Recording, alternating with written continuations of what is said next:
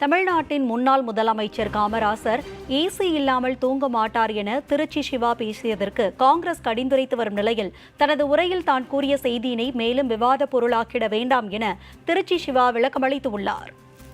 MP Trichy Siva வெளியிட்டுள்ள அறிக்கையில், பெருந்தலைவர் காமராசரின் புகழுக்கு களங்கம் விளைவிக்கும் தன்மையில் தான் பேசியதாக விவாதங்கள் வலுத்துக் கொண்டு வருவதாகவும், தான் எதிர்வரிசையில் இருக்கும் தலைவர்களை பற்றி பேசும்போது கூட கண்ணியத்தோடு கடிந்துரைப்பதை பலரும் அறிவார்கள் என குறிப்பிட்டுள்ளார்.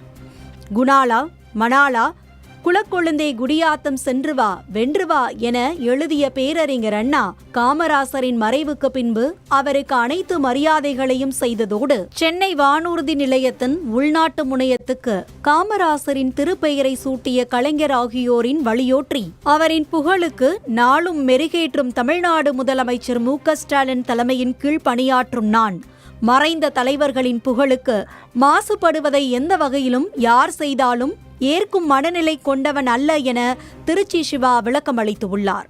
நாட்டின் விடுதலை போரில் பல ஆண்டுகள் சிறையேறி தியாக தழும்பேறி முதலமைச்சராகவும் அகில இந்திய காங்கிரஸ் கட்சி தலைவராகவும் மக்கள் தொண்டாற்றி எல்லோர் மனதிலும் தனித்த இடம் பிடித்த பெருந்தலைவர் காமராசர் மீது மிகுந்த மரியாதையும் பெரும் மதிப்பும் கொண்டவன் நான் என தெரிவித்துள்ளார்.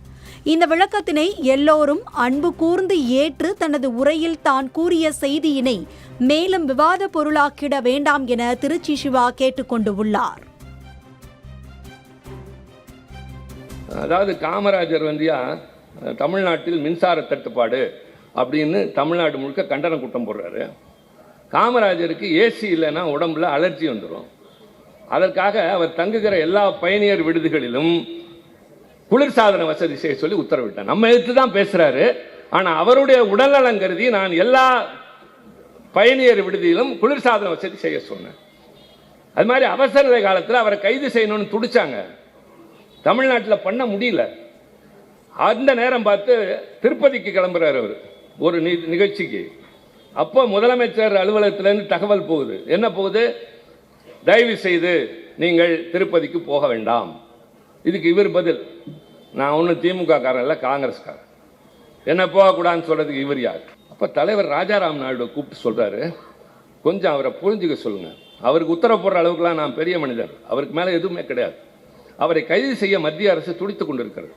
தமிழ்நாட்டின் எல்லைக்குள் இருக்கிறவரை நான் பாதுகாப்பேன். இந்த எல்லை தாண்டி திருப்பதி ஆந்திராவில் இருப்பது போய் கைது செய்தால் என்னால் அவரை காப்பாற்ற முடியாது.